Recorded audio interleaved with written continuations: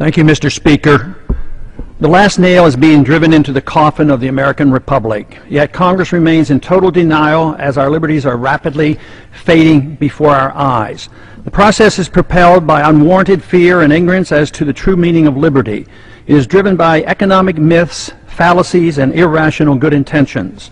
The rule of law is constantly rejected, and authoritarian answers are offered as panaceas for all our problems. Runaway welfarism is used to benefit the rich at the expense of the middle class. Who would have ever thought that the current generation and Congress would stand idly by and watch such a rapid disintegration of the American Republic? Characteristic of this epic event is the casual acceptance by the people and the political leaders of the unitary presidency, which is equivalent to granting dictatorial powers to the president. Our presidents can now, on their own, order assassinations, including American citizens, operate secret military tribunals, engage in torture, enforce indefinite imprisonments without due process, order searches and seizures without proper warrants, gutting the Fourth Amendment, ignore the 60-day rule for reporting to the Congress the nature of any military operation as required by the War Power Resolution, continue the Patriot Act abuses without oversight, wage war at will, treat all Americans as suspected terrorists at airports with TSA groping and nude X-raying. And the Federal Reserve accommodates by counterfeiting the funds needed and not paid for by taxation and borrowing, permitting runaway spending, endless debt, and special interest bailouts.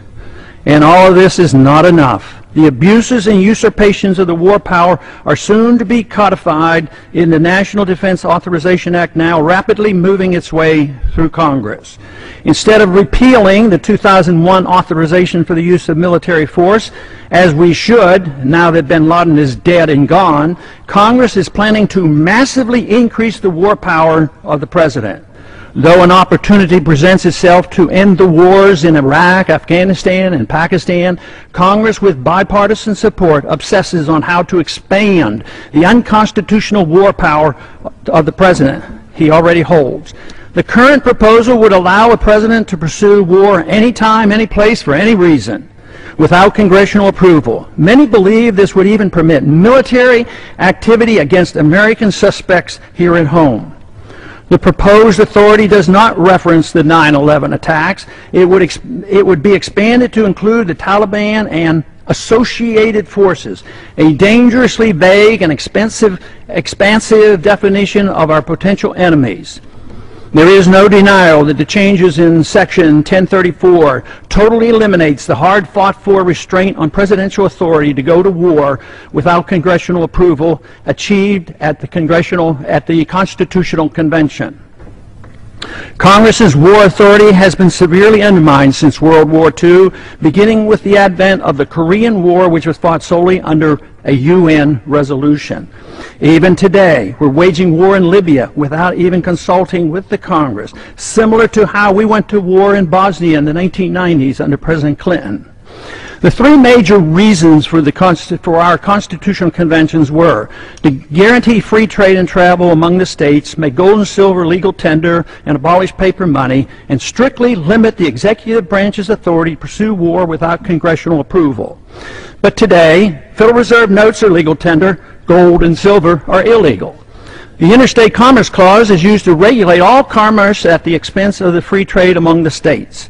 And now, the final nail is placed in the coffin of congressional responsibility for the war power, delivering this power completely to the president, a sharp and huge blow to the concept of our republic. In my view, it appears that the fate of the American Republic is now sealed, unless these recent trends are quickly reversed. The saddest part of this tragedy is that all these horrible changes are being done in the name of patriotism and protecting freedom. They are justified by good intentions while believing the sacrifice of liberty is required for our safety. Nothing could be further from the truth. More sadly is the conviction that our enemies are driven to attack us for our freedoms and prosperity, and not because of our deeply flawed foreign policy that has generated justifiable grievances and has inspired the radical violence against us. Without this understanding, our endless unnamed, and undeclared wars will continue, and our wonderful experiment with liberty will end. And I yield back the balance of my